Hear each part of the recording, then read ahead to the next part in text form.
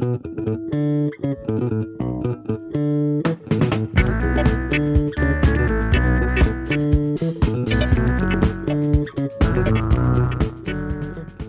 oranga, I'm Bonnie Harrison, and this is The Details Long Read.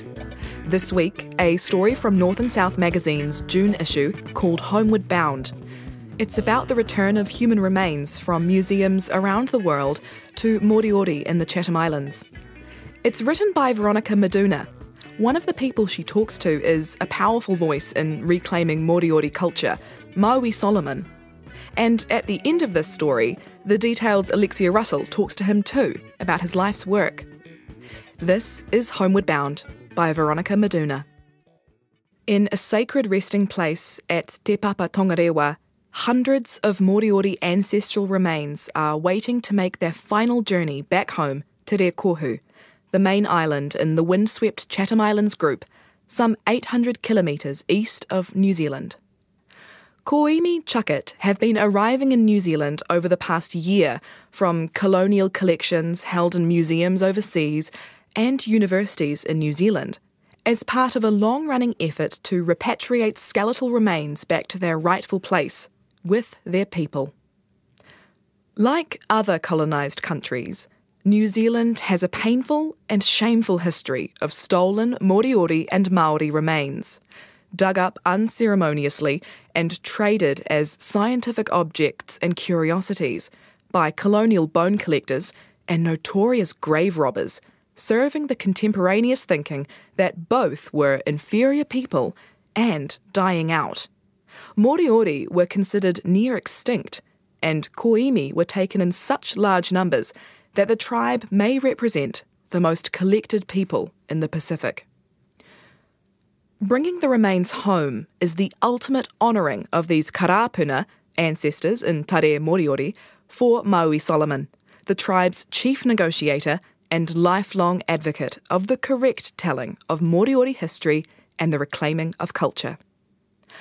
Knowing as I do the tragic history of what happened to my ancestors, he says, and the circumstances which resulted in the unlawful removal from Rekohu all those years ago, helping to bring them home is one of the most important things this generation of Moriori can do.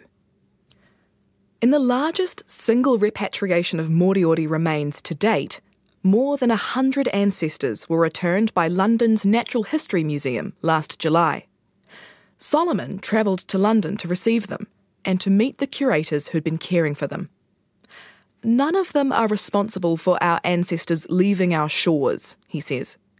What's important to me is that they played a vital and heartwarming role in their return to their proper home. It's hard to reconstruct the feeling at the time because it's such a visceral and experiential thing. It was pretty deep and special to be part of that, he says.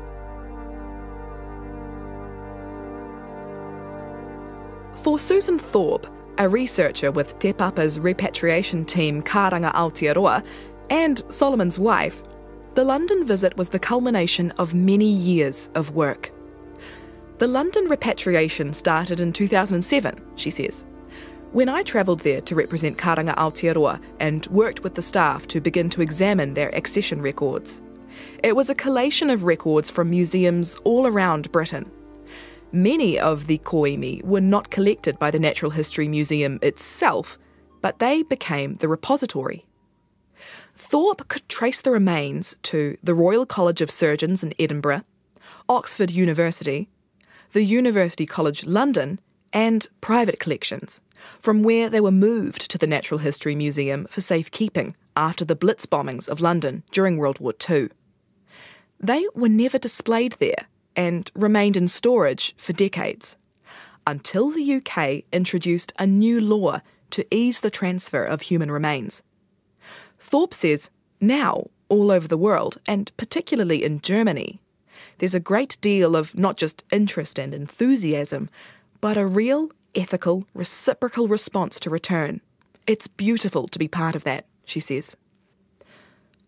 One trail of how these remains left New Zealand leads to Henry Devonish Skinner, who grew up in Taranaki during the 1890s and often joined his father combing the beaches for artefacts. He volunteered to go to war in 1914, fighting in Gallipoli, and later enrolled at Cambridge University to study Moriori material culture in British museums. After he returned to New Zealand in 1918, the first person in Australasia to be appointed lecturer in anthropology, he visited the Chatham Islands to follow his pre-war research interests, challenging the then orthodox argument that Moriori were descended from a Melanesian people. He argued they are Polynesian. According to his Dictionary of New Zealand biography entry, Skinner recognised the importance of archaeological evidence, but disliked fieldwork and employed others to carry out excavations. Domestic museums started emerging during the 1860s, says Thorpe. She says they were connecting with Europe, particularly Britain and Austria, to grow collections of New Zealand material overseas, and there was a huge interest in Moa bones. Moa became almost a kind of inter-museum currency, and so you've got lots of letters and diary notes saying, "Thank you for that Moa skeleton," and "By the way, we've got a need for some South Sea Islanders' skulls. Can you assist with it?" And of course, they did. Despite his contribution to the trade of Moriori remains, Thorpe doesn't want to paint Skinner in a bad light. He did a tremendous amount to dispel mythology about Moriori, but he was a man of his time as well, she says. He didn't go to Rekohu to take human remains, but when working in archaeological sites that had become exposed, it was typical archaeological practice, if remains were uncovered, to add them to the archaeological collections. At the same reconciliation ceremony Te Papa held to welcome Karapuna Moriori from London, some 200 remains were returned from several museums in New Zealand and the University of Otago's anatomy collection. The latter goes back to John Halliday Scott, Professor of Anatomy from 1877 and the first Dean of the Medical School from 1891. Scott was a medical professor, but his research was physical anthropology. It consisted mainly of the measurements of skulls of people from different populations for the justification of the white man's status at the top of the ladder, says Otago bioarchaeologist Hallie Buckley, who attended the ceremony to issue an apology. She says, he and his colleagues were responsible for a lot of the collecting, and we have evidence from our records of it beginning around 1876 and going right through to 1945. The intentions and the manner in which these remains were collected and how research was conducted and how these people were described to us today is absolutely abhorrent, she says. Buckley says it's important that we acknowledge that our institutions had a role, and I firmly believe that we must account for our professional ancestors' conduct.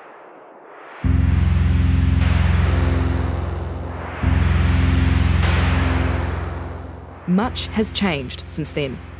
Buckley's work is now recognised particularly for her respectful study of remains, which treats them as a person whose life story she aims to tell, always working alongside the community to which they belong.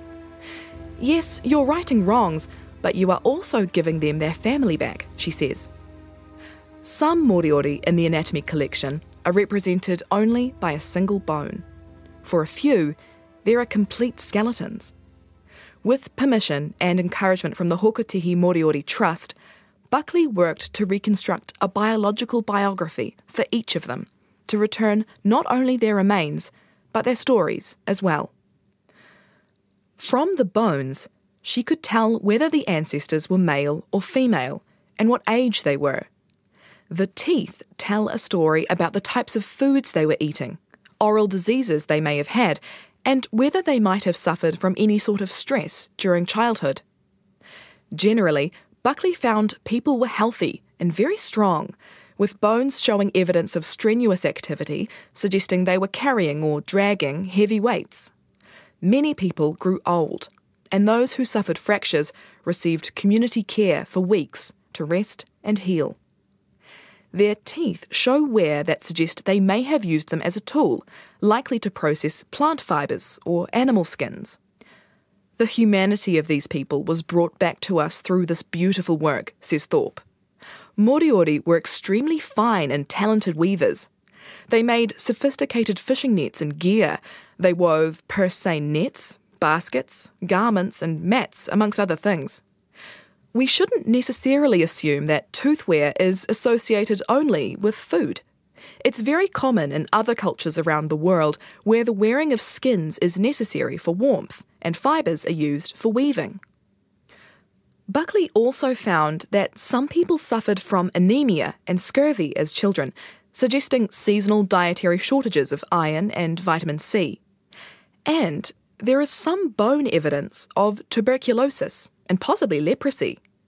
The Trust didn't want to carry out invasive analysis of the remains, but agreed to explore genetic traces of the bacteria that cause these diseases.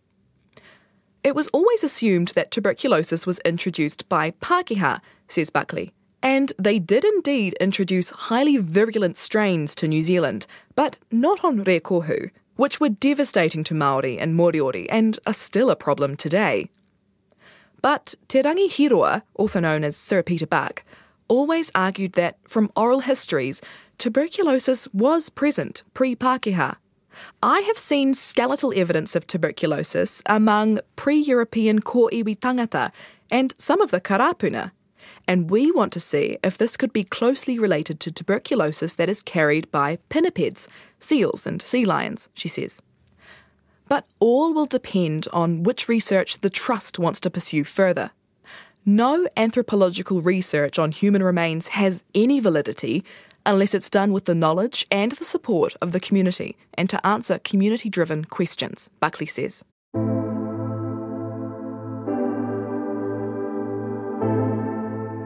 Moriori, above all else, are a people of peace.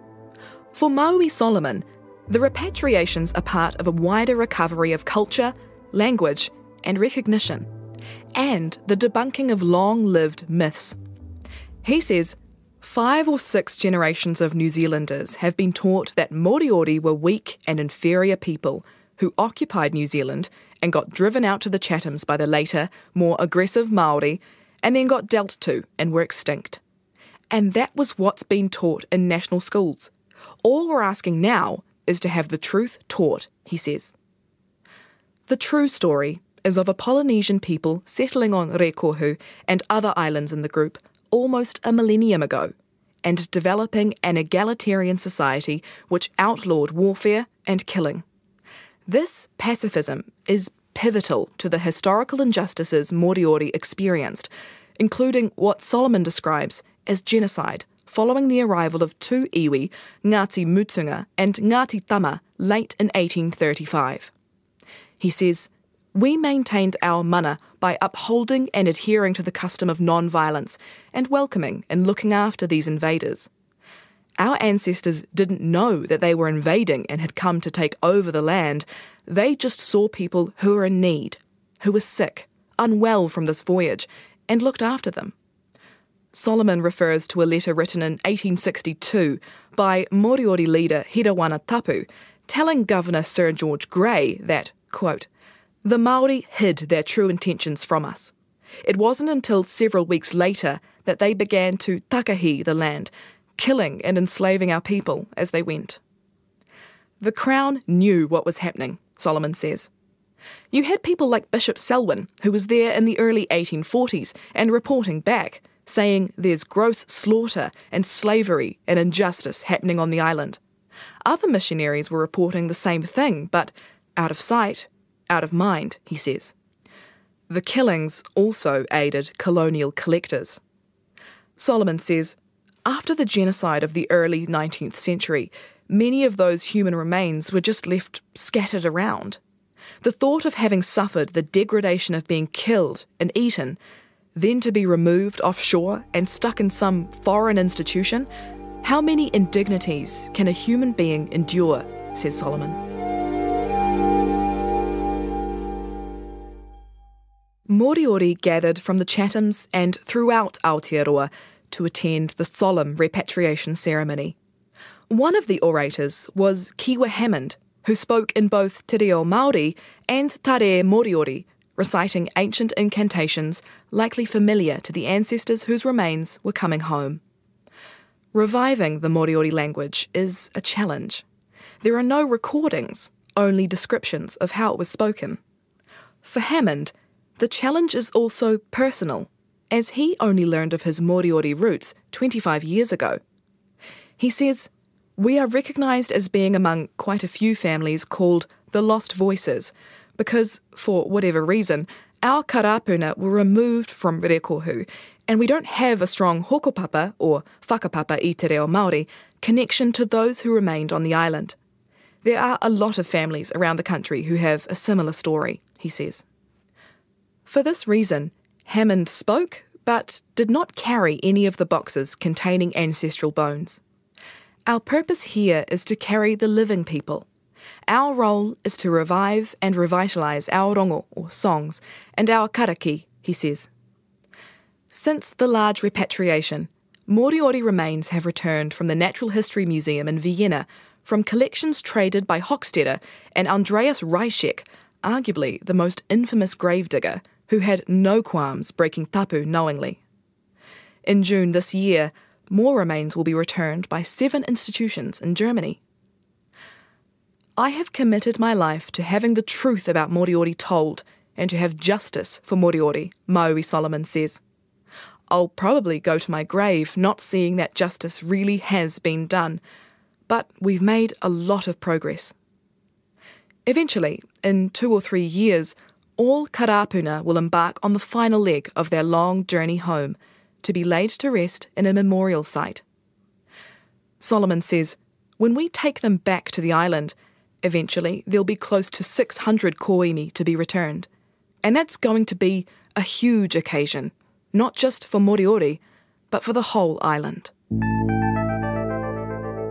That was Homeward Bound. Now, here's Alexia Russell with Maui Solomon.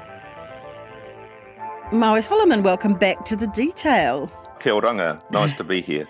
Now, this must be a major milestone for you, another major milestone, in your fight for the Moriori culture. I mean, you've had historic myths righted under your treaty settlement 3 years ago, and now you're bringing your ancestors back. But you say you're not finished. Well, bringing our karapuna home, our koimi chakat from both local museums and international institutions, I think is one of the most important things we can do, because, it's another way of remembering and honouring our people whose bodily remains were unceremoniously dug up and removed and taken and sold off to overseas institutions, and there they sat for over 100 years. So it's been probably a 20-year process of negotiations with both local Aotearoa New Zealand institutions and overseas institutions. And I just want to acknowledge my wife, Susan Thorpe, who's really been at the forefront of that work through her involvement predominantly with Te Papa Tongarua, but also with Hokotehi Moriori Trust. And even as we speak, there's some more of our koimi chakat has just been returned to the country from Germany. Do you know where there are still places in the world that there are more, where more repatriation is required? Yes, there are. There's various places overseas, mostly in Europe, and that's a matter of ongoing negotiations with predominantly between Te Papa and those institutions in Europe. There may well be others in the UK and in the United States. So we expect that over time, and I guess as these institutions become more enlightened and willing to repatriate, our ancestral remains, these things will come to light. I also want to acknowledge, the awesome mahi that Te Papa and its staff, both here and overseas, have been doing over this period. Their commitment to this kaupapa is really second to none. It's been fantastic. They've been world leaders in setting the standard for repatriation of human remains, Māori and Moriori. And I think they've lit the runway for other Indigenous peoples and other cultures and other countries to engage with their institutions, and also had a huge impact on the leaders within those institutions. their attitude, their grace, their dignity, and the manaki that they've shown, the excellent standard of research. And I've seen this firsthand. I've been fortunate enough to attend a couple of repatriations in Europe over the years, and it's fantastic to see that directors of museums, for example, the director of the Institute of Charity in Berlin, he just couldn't speak highly enough of the work that Te Papa had been doing, and actually he apologised to Moriori. That's the first real apology we've had from an institution that's been holding our karapuna for so long. 40 years of advocacy. I feel like you've achieved so much, but you obviously feel you've got a long way to go. Well, look, I don't want to I hope I don't sound too pessimistic. I guess I'm always looking over the horizon at the next, what's on the horizon. But it is also important, I think, to pause and reflect on what has been achieved for Moriori. And, when I started out 40 years ago, we weren't recognised as a people. We had no resources. We had no land, had no marae, and today we can proudly say that we've put our hand in our own pocket and borrowed money and brought back land. This is before the treaty settlement. We had about $70 million worth of assets prior to settlement. Post settlement, we're probably close, including land that's coming back, probably close to $100 million organisation. And we've got a beautiful marae. We employ about a dozen people. We're in the fishing industry, farming, some tourism, and got a lot of cultural development. The most important of which is the revival of Tāria Moriori, which is being led by Kiwa Hammond, who led our ope overseas recently to bring the karapuna back home. So you're talking about the language. Yes, the language, Tāria Moriori. Let me ask you about that, because on the surface it's very similar to Maori, but there are differences. Like, for example, there is a C in your alphabet, which we don't see in Maori. How do you, go about reviving a language when the base of knowledge is so small? No, good question. And as I said, the last fluent speaker of Moriori died around 1900, 1902. So, and there are no recordings of the language, but we're fortunate in the sense that a lot was written down, particularly by Hirawana Tapu, who was the leader for Moriori throughout the 19th century. And he was the one who wrote the 131-page petition to Governor Grey in 1862, and in collaboration with one of the settlers down here, Alexander Shand, he compiled a book of the traditions, the karaki, the prayers, the rongo, the songs, and the stories of Moriori that remained at that time, and that's about 1890. And he went around and consulted with the surviving elders at that time. So there's, I'd say 70%, probably 60% was lost, but there was a lot that was written down thanks to Tapu and Shand, and is now in archives and publications, and some is in private archives. So we can draw on that base of information to help reconstruct the language. It's a huge task, but it's been done in other countries. Aboriginal cultures are doing that today. It's been done by the Celts in Wales and in Ireland, the Gaelic language. Kohanga reo, they at least there was a much stronger foundation for te reo Māori to reconstruct. So, as I say, we're fortunate. We've got a fluent speaker of te reo Māori in Kiwa, but he's also dedicating himself to learning in Tāria Moriori and running workshops and online webinars and things like that. And for me, that's probably the most important thing that can happen going forward is to relearn our re, and our karaki and our rongo, because it's one thing having the hardware, all of the beautiful marae and so forth and so on, but unless you have the software to go with that, it's pretty meaningless. It's just a set of kind of assets and resources. So that's a real challenge that we face as a people now. And once there are, a dozen or 24 people who can stand around, ka pau rangi tokona in the centrepiece of our kopenga marae on Rekohu and recite their own rongo, their karaki, and to speak in Tāre Moriori, then I'll die a happy man. And are those people on the horizon? Are there people who are really engaged with this revival process? Yes, I think there are. That's a work in progress. And those people will continue to come to the fore. But it's going to be a long and difficult journey. And it's going, like anything, you need to have champions of these things.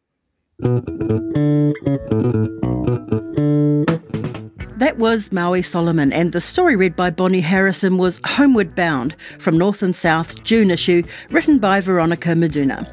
Thanks to the Public Interest Journalism Fund. We'll be back next week with another long read. Tau atuara, mi ronga.